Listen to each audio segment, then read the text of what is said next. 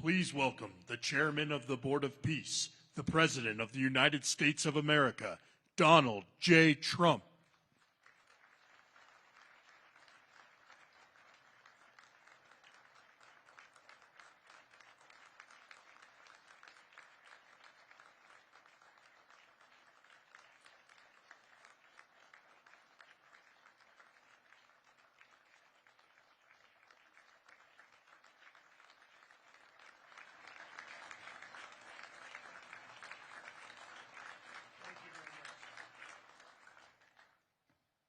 Well, this is a very exciting day, long in the making, and many countries have just received their notice, and everybody wants to be a part of it, and we'll work with many others, including the United Nations.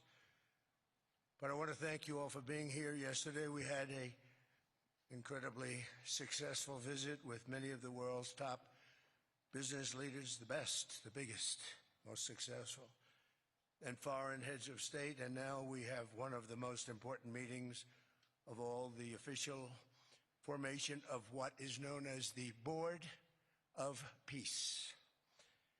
I want to thank the Secretary of State, Marco Rubio, Special Envoy Steve Witkoff, and Jared Kushner, and their extraordinary work. I mean, they have done an amazing job.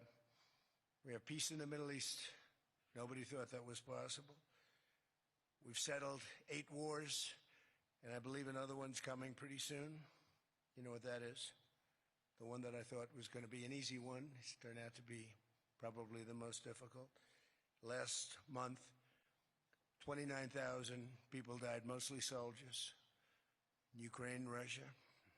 Think of that, 29,000, 27,000 in the month before, 26,000 in the month before that. It's terrible. But we have meetings and we think we're making a lot of progress. Thanks as well to Secretary Scott Bessent, Howard Lutnick, and Chris Wright, U.S. Trade Representative, Jamieson Greer. They're all doing such an incredible job. Ambassador Callista Gingrich, who is here, doing a fantastic, really fantastic work. Thank you, Callista. And many other members of my administration who are so committed to peace, and they're also committed to great success. Very importantly, let me recognize the very first group of distinguished members of the Board of Peace. They will be introduced by name in just a moment. Caroline will be doing that introduction. And to each and every one of you, we are truly honored by your presence today. Leaders of countries, in most cases very popular leaders, some cases not so popular. But that's the way it goes in life. Thanks as well to President Karol Nawrocki of Poland, who's a fantastic man. He just won a very big election. I'm very proud of him.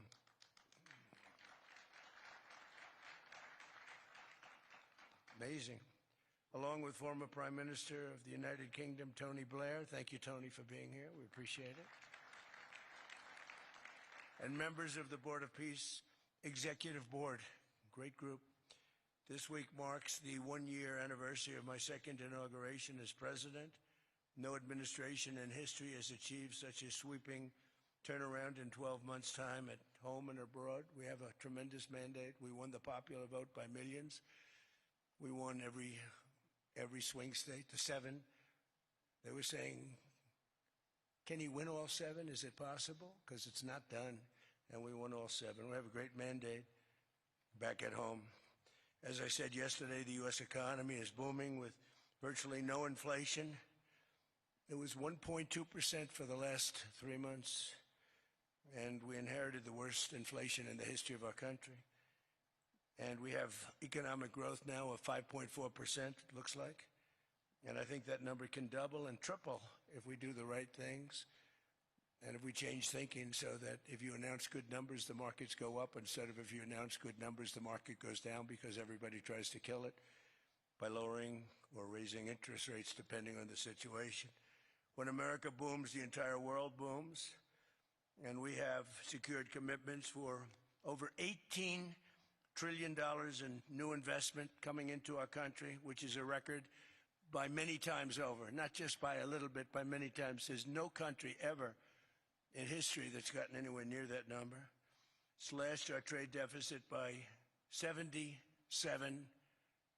This is in 1 year. Yesterday was 1 year. And signed historic trade deals with nations from all over the globe. Today, the world is richer, safer, and much more peaceful than it was just 1 year ago. We put out all those fires. A lot of people didn't know, including me, that some of those wars were going on. And some of them were going on for, in one case, 32 years, in another case, 35 years, and another one, 37 years. We were very happy to stop the war that had started with India and Pakistan, two nuclear nations. And I was very honored when the Prime Minister of Pakistan said President Trump saved 10 and maybe 20 million lives by getting that stopped just before bad things were going to happen. As president, I ended those 8 wars in 9 months, including Cambodia and Thailand. And by the way, many of the leaders are here. Kosovo and Serbia, the Democratic Republic of the Congo and Rwanda, Pakistan and India, Israel and Iran, Egypt and Ethiopia. We're working on that right now. I met yesterday with a very good general and a very good leader of Egypt. We're working on a dam that was built which precludes the Nile River from getting water. It's a little tough situation, but we'll get that settled. I really had it just about settled in my first term, and then we had a rigged election. Took me out of commission for a little while, but here I am back. We'll get it settled. But it's a pretty tough situation. A dam was built, and the water doesn't come down to the Nile. When I think of Egypt, I think of the Nile, but I think of the Nile with water in it. Armenia and Azerbaijan, a lot of these leaders have become my friends. They become my friends. They're here. And, of course, the war in Gaza, which is really coming to an end. We have little fires that we'll put out, but they're little. They were giant, massive fires, and now they're down to little fires, so we can put them out very easily. We have 59 countries that are involved in peace in the Middle East. Many of them not in the Middle East. They're near the Middle East, but they're not in the Middle East. And many have said that if Hamas doesn't do what they promised they would do, and I think they probably will, but they were born with rifles in their hands, literally born. The first day they had a rifle put into their hands, but they have to give up their weapons, and if they don't do that, it's going to be the end of them. But many countries have told me we want to go in and do it, and they really aren't countries that you traditionally think of as being involved in that. But that's a fire. Hezbollah in Lebanon, we have to do something about that. But these are, I call them remnants. They're small remnants compared to what it was before. It was massive, large, powerful countries fighting each other. In another great victory for the ultimate goal of peace, in June, we obliterated Iran's nuclear enrichment capacity with Operation, we call it Operation Midnight Hammer. And it was midnight, it was dark, no moon, and every single one of those bombs from the B-2 bombers hit the air shafts and went deep into the earth and totally obliterated everything that they were doing. They were 2 months away from having a nuclear weapon. Can't let that happen. And Iran does want to talk, and we'll talk. We've also hit ISIS in Syria, and very strongly, as you know. In my first administration, I took out al-Baghdadi, the founder of ISIS, and he was trying to start it up again because due to the tremendous talent of General Raisin Kane, as I call him, he wiped out ISIS in a period of 3 weeks in my first term. You know, we had a great first term, but the second term is, I think, blowing it away, actually. But we took out ISIS, and we had, it was gone, but during the Biden administration, it formed again a little bit.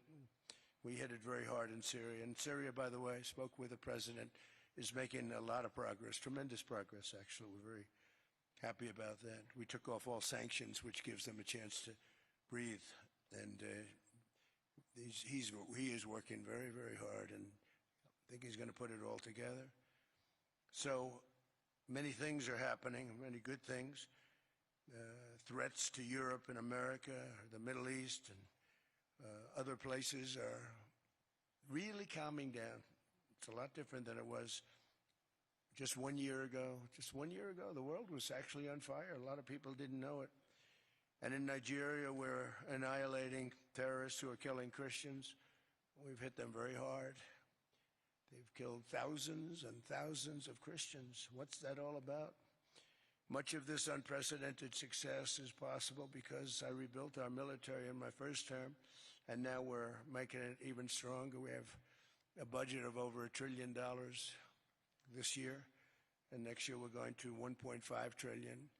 Our country's never done better economically. We're taking in numbers that we've never taken in, not only the fact that the investment is at 18 trillion plus, but our jobs numbers, everything is, I think, maybe better than ever before. I think you're going to see and a lot of you are investing in our country. I think you're going to be extremely happy with your investments. I think you'll see numbers like you haven't seen before.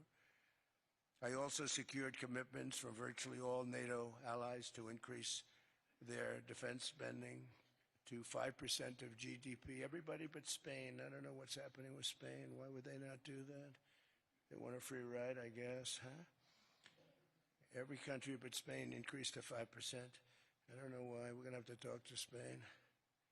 With America's renewed attention to security of the Western Hemisphere, I've stopped the invasion on our southern border and designated the drug cartels as foreign terrorist organizations. And you probably saw that we've virtually stopped almost 100% all drugs coming in by water. Now we're going to stop them on land. The land is easy. The water is tough. But that's down now. I heard it just last night. It was 97. Now it's 98.1%. And we're trying to figure out who are the 2% that are willing to get onto those boats. I don't think they watch television or the news. But we've taken out almost 100% of all of the drugs coming into the United States by water. And now we'll, I think, very easily stop them on land. That's the easy part. We wanted to wait till the other was taken care of. And earlier this month, thanks to the unrivaled skill, power, and might of the U.S. military, we have the most powerful military in the world by far. We captured the outlaw dictator Nicolas Maduro, and the people of Venezuela are very happy about it. And we're having great relationships with the new leaders of Venezuela. The relationships have been good. We're opening up the country to our giant oil companies, and it's going very well. We've already taken out, think of this, 50 million barrels of oil, and a lot of that's going to go back to Venezuela. They'll do more income with us in a short period of time than they did in years, because as much oil as they have, and they have a lot, just about the most.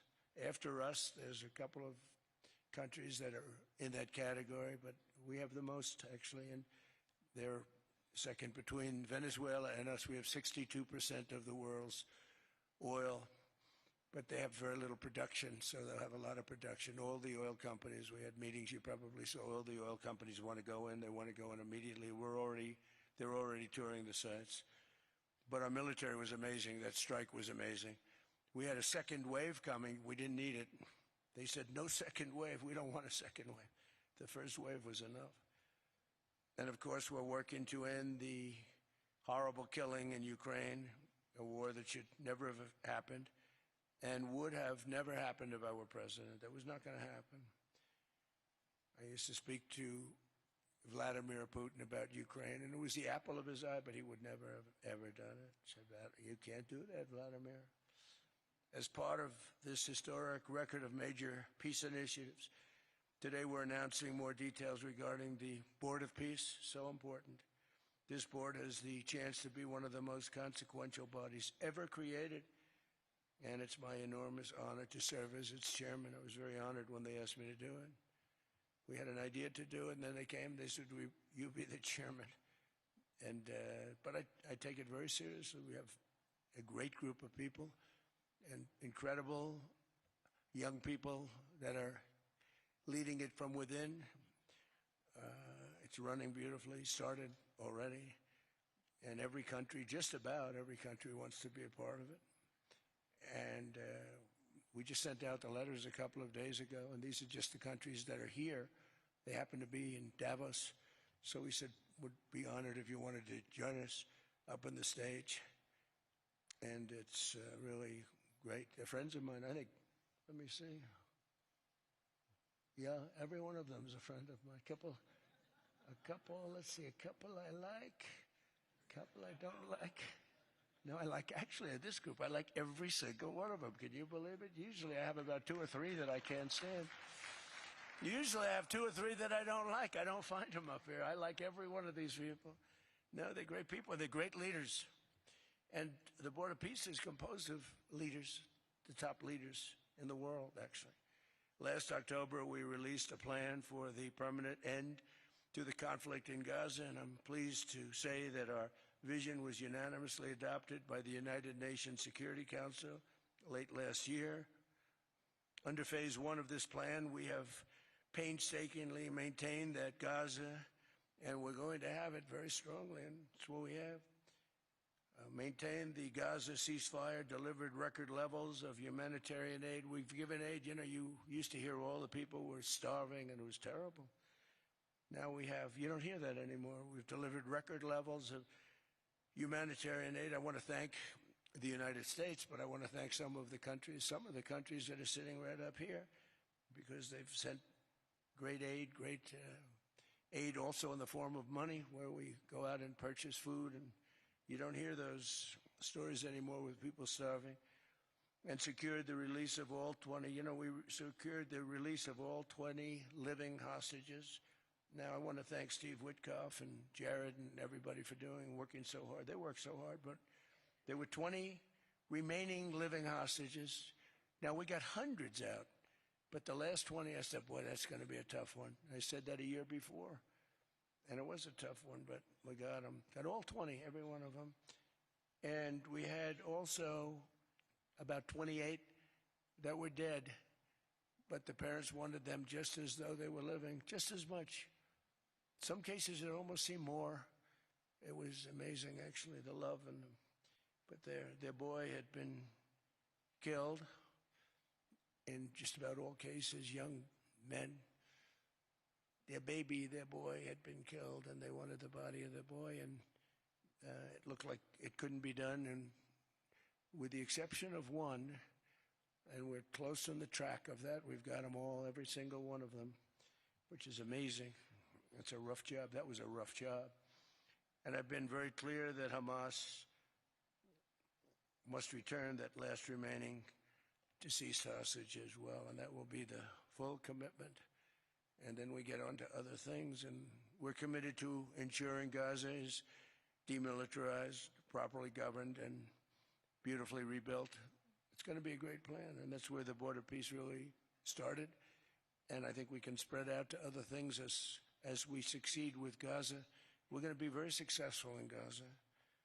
It's going to be a great thing to watch, and we can do other things. We can do numerous other things. Once this board is completely formed, we can do pretty much whatever we want to do, and we'll do it in conjunction with the United Nations. You know, I've always said the United Nations has got tremendous potential, has not used it, but there's tremendous potential in the United Nations, and you have some great people at the United Nations, but so far it hasn't. You know, on the 8 wars that I ended, I never spoke to the United Nations about any of them, and you would think that I should have. You would think they could have done those 8 wars, but they couldn't have, and they tried, I guess, in some of them, but they didn't try hard enough. But there's tremendous potential with the United Nations, and I think the combination of the Board of Peace with the kind of people we have here, coupled with the United Nations, can be, you know, something very, very unique for the world. It's for the world. This isn't United States. This is for the world. As everyone can see today, the first steps toward a brighter day for the Middle East and a much safer future for the world are unfolding right before your very eyes.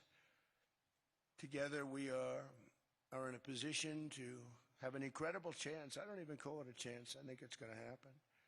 To end decades of suffering, stop generations of hatred and bloodshed, and forge a beautiful, everlasting, and glorious peace for that region and for the whole region of the world, because I'm calling the world a region. The world is a region. We're going to have peace in the world. And boy, would that be a great legacy for all of us. Everybody in this room is a star, or you wouldn't be here. There's a reason that you're here, and you're all stars. You're the biggest people, the most important people in the world, most powerful people in the world. And when you use that genius that you have, that very unusual, very inspired genius, when you use that for peace, the opposite of peace has no chance. So I just want to say it's tremendous to be with you, and I think this is something that we're doing that's very important. This is the most important. I was so looking forward to being here, and yesterday was a tremendous success. A lot of good things happened, but this was something that I really wanted to be here and do, and I could think of no better place because so many people were together.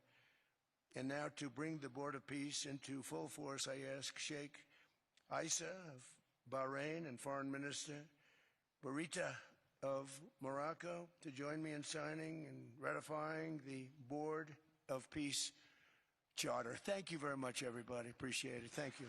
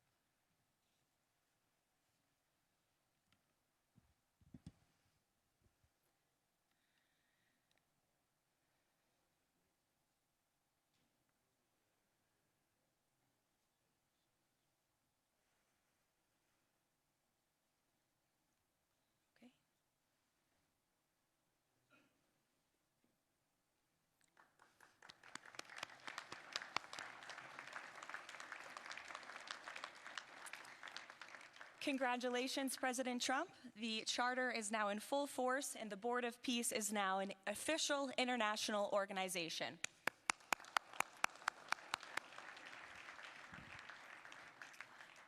We will now continue the signing ceremonies, beginning with the President of Argentina and the Prime Minister of Armenia.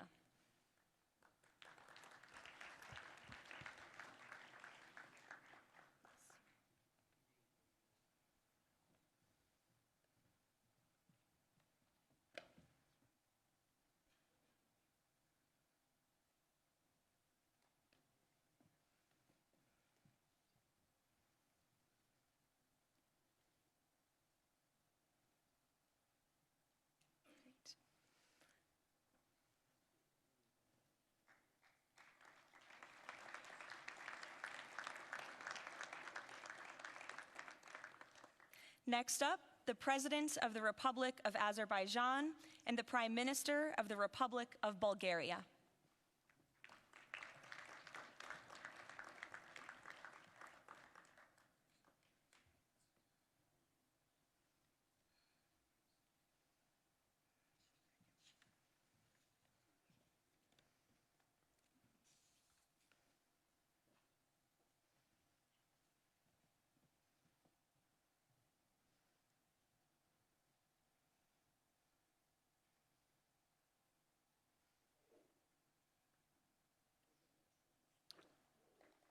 Thank you.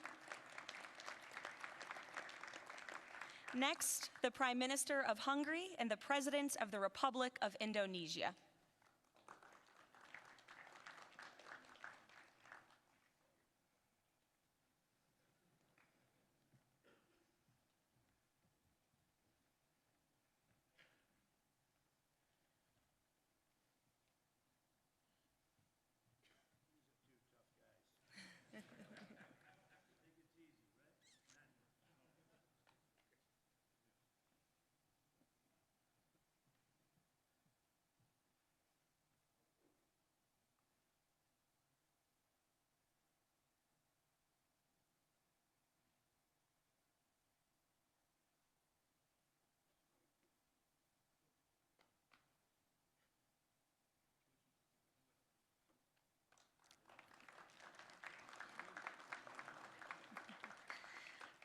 Next, the Deputy Prime Minister of the Kingdom of Jordan and the President of the Republic of Kazakhstan.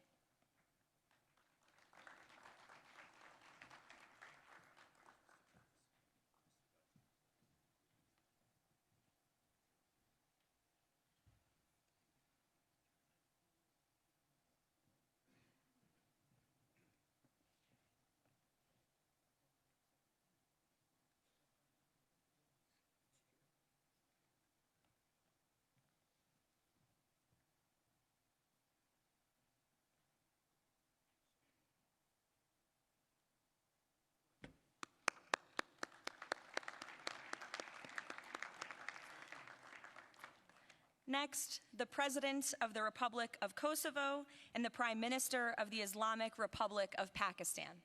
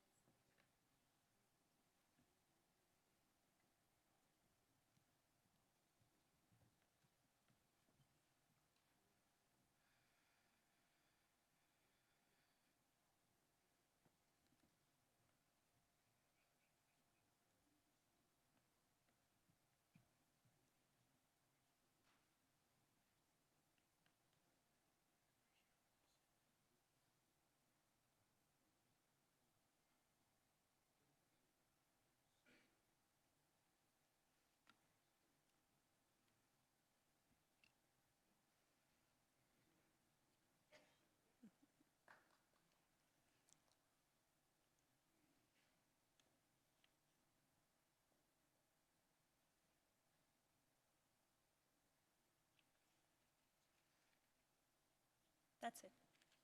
Yes. Thank you.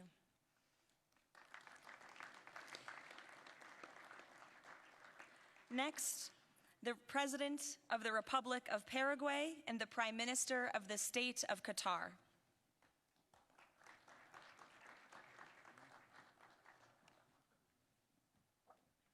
Hello, good, how are you?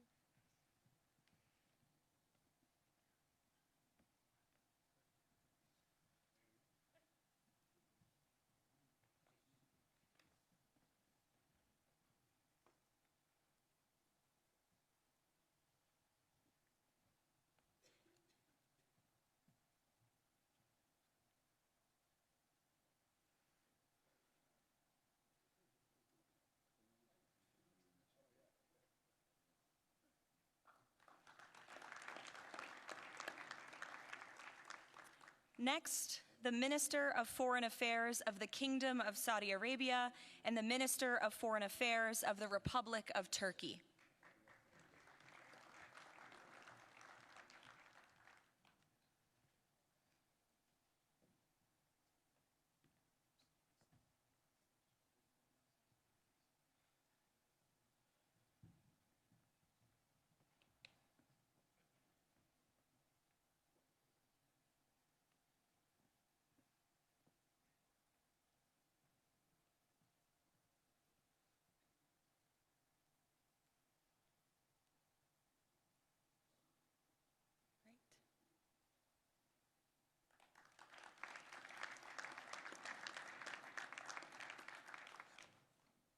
Next, the Chairman of the Executive Authority Affairs of the UAE and the President of the Republic of Uzbekistan.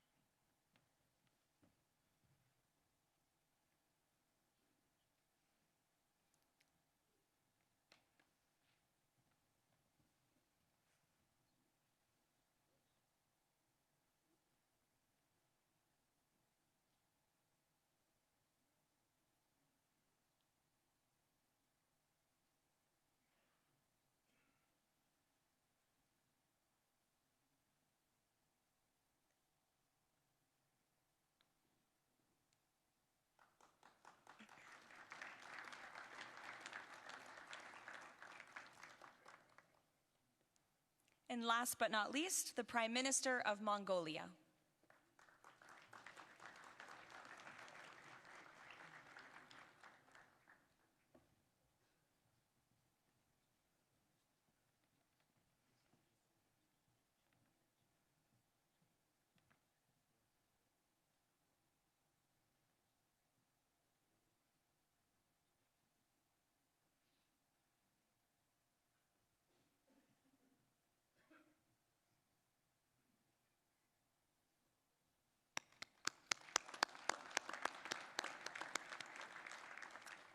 Congratulations, everyone.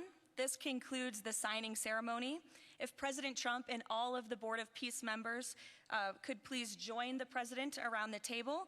The President is now going to sign the inaugural resolution that will resolve the Board of Peace's Gaza mandate per the United Nations Security Council Resolution 2803.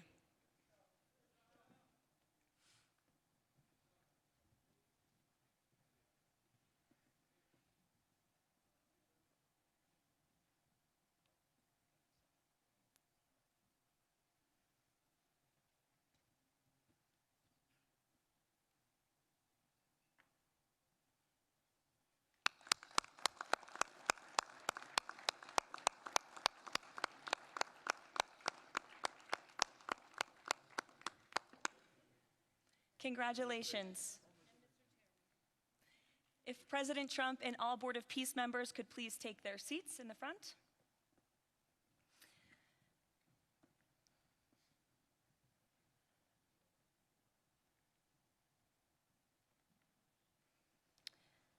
Now it is my honor to introduce the United States Secretary of State Marco Rubio, who will speak about President Trump and his accomplishments. Without further ado, Secretary Rubio.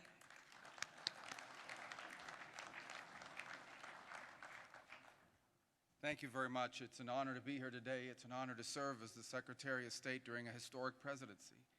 And it's a historic presidency because the President of the United States, Donald J. Trump, is someone who is not limited by what others say is possible or what others say is impossible.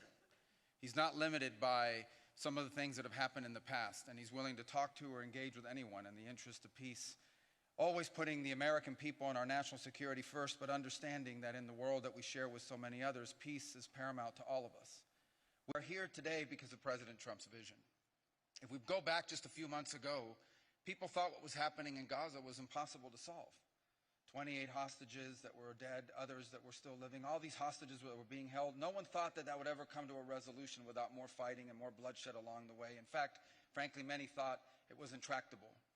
And sadly, many of the institutions that have served us well, in many cases, for the last 70 years, were unable to do anything about it.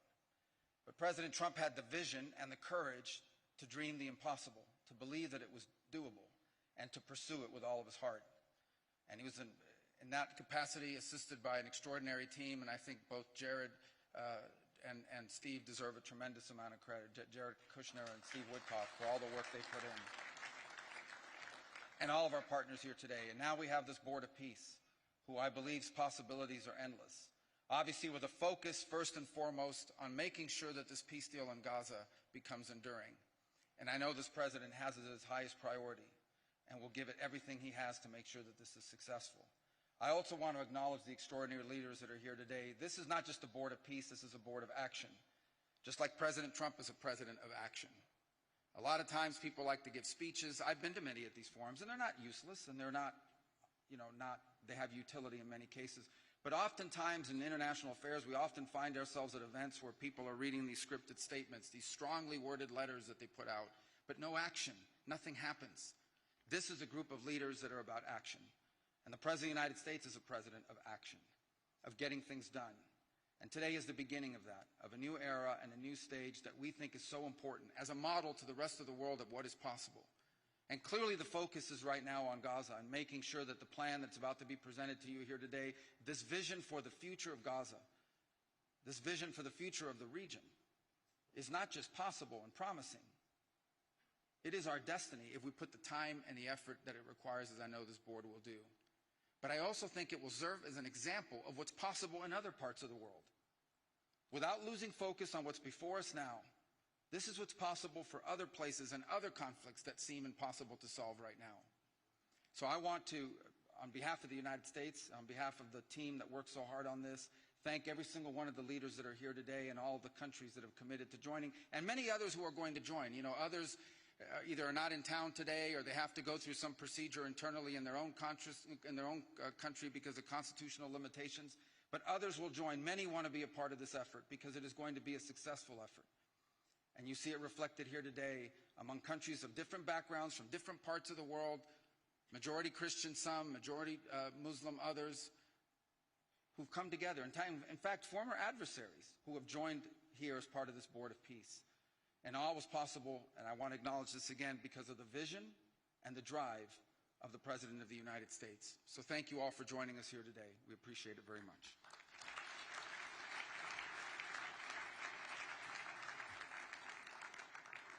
Thank you, Secretary Rubio. Please, if you could now turn your attention to the screens for a video message from the head of the National Committee for the Administration of Gaza, Dr. Ali Shaith. Distinguished leaders, colleagues, and friends, it is an honor to be here today. I want to start by thanking President Donald J. Trump and his administration for their intensive efforts to advance peace in the whole region. I also thank Egyptian President Abdel Fattah al-Sisi, Qatar, and Turkey as mediators, the Palestinian Authority, and members of the United Nations Security Council for welcoming the comprehensive peace plan. These efforts created the opportunity for a new future in Gaza Strip. But what will really matter is what comes next. This transition will succeed only if it delivers real, tangible improvements in daily life for Gazans. As Chief Commissioner of the National Committee for the Administration of Gaza, it's my responsibility to turn this moment into action, to restore order, to rebuild institutions, and to create a future for the people of Gaza defined by opportunity and dignity, under the principle of one authority, one law, and one weapon. As a first step, I am pleased to announce the Rafah crossing will open next week in both directions. For Palestinians in Gaza, Rafah is more than a gate. It is a lifeline and symbol of opportunity. Opening Rafah signals that Gaza is no longer closed to the future and to the war. I want to be clear, there is much more work ahead, and none of it is easy. The road forward will involve difficult decisions and setbacks, but this is a real step, and it marks a new direction. Now, I would like to address the people of Gaza. من أرض الكنانة أتوجه الآن بكلمتي إلى أبناء شعبنا الصامد الصابر في قطاع غزة. لقد صمدتم وحافظتم على أسركم وأرضكم خلال سنوات عصيبة هجاف صبرت أعماقكم وكل الحدود. إن صمودكم الأسطوري له أعظم ما قدمت غزة، وهو الأساس الذي سنبني عليه سويا مستقبلنا. إن هذه اللحظة ليست للنظر إلى الخلف، بل المضي قدما نحو مستقبل زاهر مشرق، مستقبل ينشأ فيه أبناؤنا بلا خوف وقلق. يكافأ العمل وتفتح المدارس وتستعيد الحياة اليومية استقرارها وأمنها. إن المرحلة المقبلة تتطلب تضافر الجهود من قبل الجميع، ولكنكم لن تواجهوها وحدكم. أصواتكم لها وزن، وأعمالكم لها أثرها، والتزامكم بالسلام وإعادة بناء مجتمعاتكم ستحدد ملامح قطاع غزة الجديد. خطوة بخطوة وبالانضباط والعزيمة سنبني غزة قادرة على الاعتماد على ذاتها، ونرسم مكانها كمركز للحرية والفرص والسلام. Today I ask the international community not only to support this effort, but to work with us. Judge us by our actions, hold us to clear standards, and stand with the people of Gaza as we take this responsibility for our future. Thank you, ladies and gentlemen.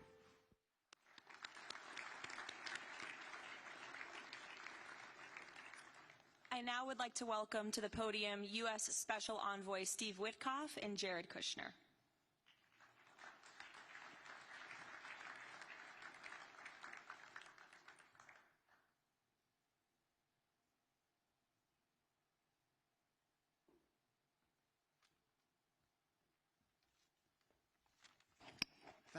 Thank you, everyone, and welcome here. This is really my honor to be up here speaking. I remember when the president asked Jared, I, and of course our great Secretary of State to work on something that the world thought was impossible and unattainable. But the President, on this peace deal for Gaza, as on all other deals we work on his behalf, said we had to try. And of course we were inspired by that. We have achieved a peace deal in Gaza. We have brought the hostages home, all of the bodies except for one, and we will bring that body home too. And maybe most importantly, we have created a sense of hope for what the future can bring in Gaza and all other places where the Board of Peace will operate. And I am so honored, Mr. President, to have worked on this on your behalf. I'd like to thank some people here who are here with us tonight who have done so much, done indispensable work to bring this deal together. Sheikh Mohammed, my good friend from Qatar, and Ali Al-Tawadi, Hakan, Fidan, and Ibrahim, General Hassan, and Foreign Minister Badr Abdulati, and of course, President Sisi, and Prime Minister Netanyahu, former Special Envoy Ron Dermer, and Michael Eisenberg for all that they did. I would also like to thank our core working group and members of the Board of Peace who have been working nonstop on behalf of this incredible, noble effort, around the clock for months on end, sacrificing time with their families and their own personal lives because they believe in the mission and the vision that the President has set out for us.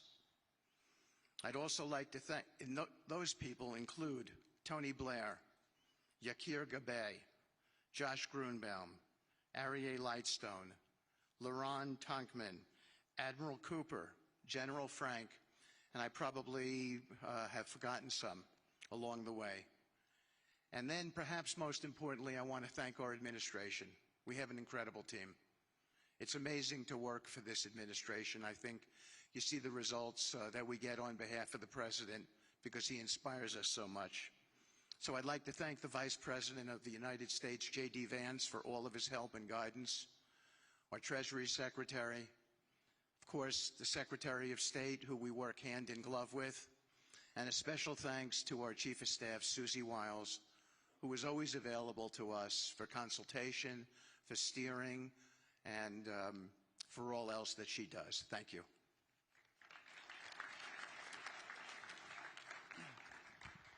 Thank you, Steve. And I have to say, one of the great honors for me of being able to work on this has been working with Steve, who really is as brilliant as he is. His heart is tremendous. He's a lot of fun to be with. And even in some of these, very difficult moments where we didn't think things were happening, working together really was an amazing treat. I'm going to go now today just through a couple quick slides just to show you the progress that's been made in the last couple months. It was just over 100 days ago that we got the final deal done, and everyone was celebrating and joyous about the hostages coming home and the end to this long war that nobody thought was possible. And Steve and I were panicking, saying, what do we do next? How do you implement peace? And as you guys know, peace is a different deal than a business deal because you're changing a mindset. And in Israel, there was 2 years of very intense war. For the people in Gaza, there was more than just 2 years of war. They had 20 years of hopelessness being ruled by a terrorist organization. For the people in the Middle East, their hearts were pulled by this. And throughout the entire world, it really was weighing on us. And so we needed to think about, what do we do next? How do we change the habits? How do we change the behaviors? And we really got to work right away. And the team that Steve thanked, including the White House team and the team, the volunteers, it's really been an incredible effort, very entrepreneurial. And we really did it in the way. I've been working now with President Trump for 10 years on politics. And what continues to amaze me is that he always takes a first principles approach and says, what's the most optimal outcome? Aim for that. Whereas politicians are always focused on the downside or what could go wrong or how to make it a little bit better. He always says, aim for the best possible and do your best to get there. And if everyone thinks it's impossible, that's even more reason why you should aim for it. And so really thank you for the leadership and the inspiration for doing this. And I think you'll see today we've achieved more than thought was possible. And our ambition is still to go for something, I think, better than most people think is possible as well. So let's see if these things work. They never usually work. Good. So quickly, I'll go through this 2-year war. 90,000 tons of munitions. There's over 60 million tons of rubble there, and tens of thousands of fatalities. Through the ceasefire, we were able to get to, through the 20-point plan, ceasefire, release of hostages. Getting the UN resolution passed was a huge, huge effort, really thanks to Mike Waltz and the whole team there. They did an incredible job. And we've then, with the help of the UN, we've worked very, very well with them. This is why you need a new organization like the Board of Peace to work with the UN. I want to thank Tom Fletcher. Did an incredible job of really getting it going. We've done historic humanitarian aid. Going forward, number one thing is going to be security. Obviously, we've been working very closely with the Israelis to figure out a way through de-escalation. And the next phase is working with Hamas on demilitarization, which I'll talk about in a second. But without security, nobody's going to make investments. Nobody's going to come, build there. We need investments in order to start giving jobs. We want to take these people. 85% of the aid of Gaza, 85% of the GDP of Gaza has been aid for a long time. That's not sustainable. It doesn't give these people dignity. It doesn't give them hope. And so we want to use free market economy principles. A lot of what President Trump spoke about that he's doing in America, we want to bring the same mindset and the same approach to a place like Gaza to give these people the ability to thrive and have a good life. Let's see. So on the aid, I mentioned the UN. So now people are talking about famine. 100% of the food needs are met, and that's been overabundance. The cost of goods have gone down tremendously. Over 55,000 trucks have gone in, and over 1.4 million pallets. And it's been the largest humanitarian effort done into a war zone that anyone's been able to tell us about. This really has been a great joint effort that everyone's been able to do, and so it's a great thing. We all just heard from Ali. We have been so impressed. Steve and I were speaking to him and the entire committee. Such bravery of these people to step up. And we've worked with the Palestinian Authority, who's been helping us as well. But this committee is the first time, a technocratic, apolitical committee. I really want to thank the Arab partners for helping us select the right people to do this. And we just need to believe in them and support them. I put this up here. It's probably a little too small for me to read, but this is really important if you saw the mission statement. So Hamas's mission statement was, we need to destroy the state of Israel. That has not worked well for the people, as we've seen. Their mission statement is, we are committed to establishing security, restoring the essential services that form the bedrock of human dignity, such electricity, water, healthcare, and education, as well as cultivating a society rooted in peace, democracy, and justice, operating with the highest standards of integrity, transparency. So these are the basic things. Their goal is to have peace and to help their people, which is an obvious mission statement for a government, but actually fairly novel for Gaza. So we did a master plan. We brought in, I thank Yakir Gabay, who's one of the most successful real estate developers and brilliant people I know. He's volunteered to do this, not for profit, really because of his heart. He wants to do this. And we've developed ways to redevelop Gaza. Gaza, as President Trump's been saying, has amazing potential, and this is for the people of Gaza, and we've developed it into zones. In the beginning, we were toying with the idea of saying, let's build a free zone, and then we have a Hamas zone. And then we said, you know what, let's just plan for catastrophic success. Hamas signed a deal to demilitarize. That is what we are going to enforce. People ask us what our plan B is. We do not have a plan B. We have a plan. We signed an agreement. We are all committed to making that agreement work. There's a master plan. We'll be doing it in phasing. In the Middle East, they build cities like this in 2-3 million people. They build this in 3 years. And so stuff like this is very doable if we make it happen. Rafah will start with. This will show a lot of workforce housing. We think this could be done in 2-3 years. We've already started removing the rubble and doing some of the demolition. And then New Gaza. It could be a hope. It could be a destination, have a lot of industry, and really be a place that the people there can thrive, have great employment. Once this starts going, we think there should be 100% full employment and opportunity for everybody there. And we have a lot of data on what can be, but we think that this really gives the Gazan people an opportunity to live their aspirations. But it all starts with security, and it all starts with governance. Final note I'll just say on the Board of Peace, which is that all the lessons we're doing is we're basically studying the best practices from all over the world, and we're watching who does education the best, who does healthcare delivery the best.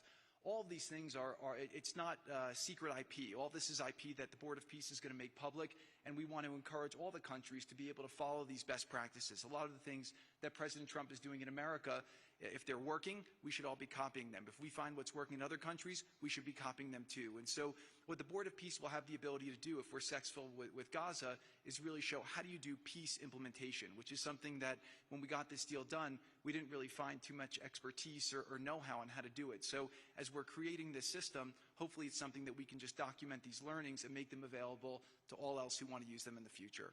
So demilitarization, this is something we're starting now that we have a new government in Gaza. This government will be working with Hamas on the demilitarization to really take the principles that were agreed to in the document to the next phase, and hopefully that will be successful. Without that, we can't rebuild. So if Hamas does not demilitarize, that will be what holds back Gaza and the people of Gaza from achieving their aspiration, and that's very important. So the next 100 days, we're going to continue to just be heads down and focused on making sure this is implemented. We continue to be focused on humanitarian aid, humanitarian shelter, but then creating the conditions to move forward. So thank you. Final point I'll just make is this is really only possible because of the work of so many people and President Trump's great leadership. But a lot of you have been asking, how can we help? So the countries have all been incredibly generous. We'll be doing the first conference where we'll announce a lot of the contributions that will be made in a couple weeks in Washington. From the private sector, there'll be amazing investment opportunities. I know it's a little risky to be investing in a place like this, but we need you to come, take faith, invest in the people, try to be a part of it. And then finally, I'll just talk to people on the media and on the social media, which is this deal only happened because we worked with Israel, we worked with Turkey, we worked with Qatar, we worked with Saudi, we worked with Egypt. I mean, everyone worked together. We worked with UAE. We all worked together to make this happen. I see a lot of people trying to escalate, criticizing Israel or Israelis criticizing Turkey or Qatar. Just calm down for 30 days. I think that the war's over. Let's do our best to try working together. Our goal here is peace between Israel and the Palestinian people. Everyone wants to live peacefully. Everyone wants to live with dignity.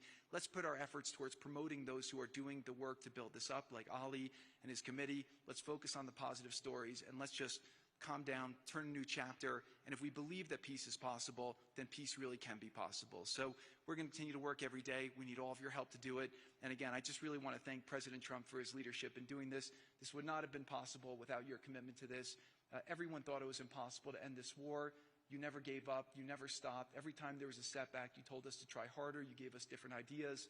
And we've made several impossible things happen just in Gaza to date, and there's no reason why we shouldn't be able to make even more impossible things happen. So really thank you for your amazing leadership.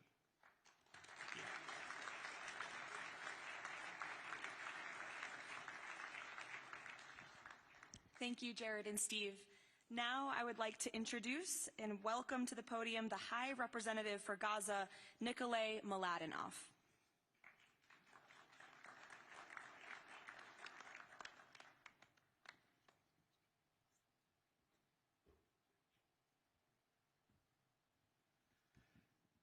Mr. President, it's a great honor and a massive responsibility for me, for my team, for all of us to be here with you to begin this journey.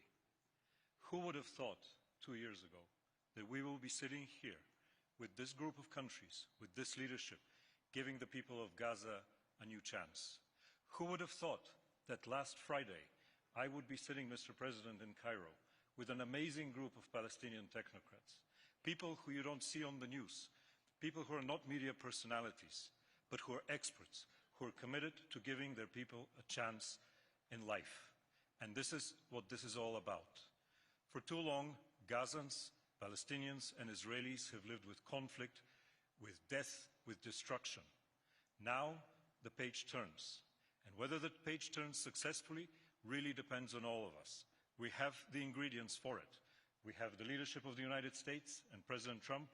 We have a great group of countries joining the Board of Peace and more to come. We have a fantastic Palestinian team on the ground, and we must make it work. Our partnerships are there, our plans are in place, and we need your support. And finally, I look to all of you who are in this room and who are watching this meeting from their screens at home or in their offices. Please put away your talking points for a minute. Please put away your fears. Please put away your concerns. Please stop listening to the rumors and to the gossip. Focus on what we have to do today, because the future of 2 million Palestinians is at stake, and if we give them a chance, we will do more than that. We will create opportunities for 1 billion people who live in the Middle East and beyond, and who are responsible, also who want to see transformation and a chance in life for the future. So please join us on this journey, join the Board of Peace, and join us in supporting this excellent initiative. And thank you again, President Trump and the United States, for taking this decisive leadership forward.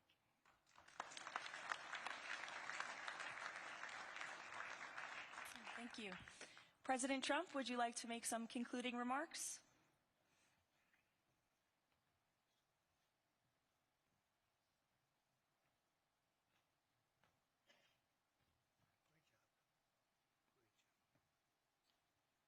Well, I just want to tell you it's all happening.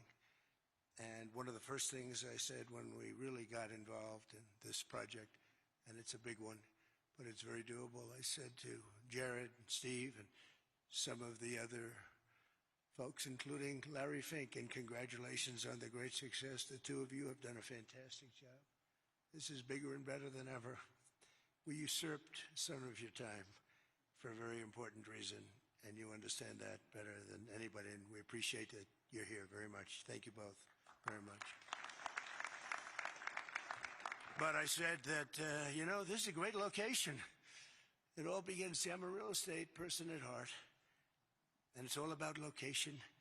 And I said, look at this location on the sea. Look at this beautiful piece of property, what it could be for so many people. It'll be so great. People that are living so poorly are going to be living so well. But it all began with the location. That's the vision. They look out on the waters, and very few places are like it. So we put together a team that's outstanding, a team that's done it before, a team that I think has done tougher jobs, if you want to know the truth. We've done some tough jobs, and we continue to. As far as the United States is concerned, we're behind it. And the United States has never been stronger, never been bigger, better. It's doing really well. You see that, building thousands of businesses, plants, factories all over the United States are right now under construction. Nobody's ever seen anything like it. And this is just an honor to be involved with this, and to be involved with the great people in this room and the great leaders that are sitting on stage. We thank you very much. And we have many others that have signed up, and they all want to be members of the Board of Peace, because it really will be important. This is not going to be a waste of time. We waste so much time on things that never happen. This will happen, and it's already happening. Thank you very much, everybody. It's a great honor to be with you. Thank you. Thank you.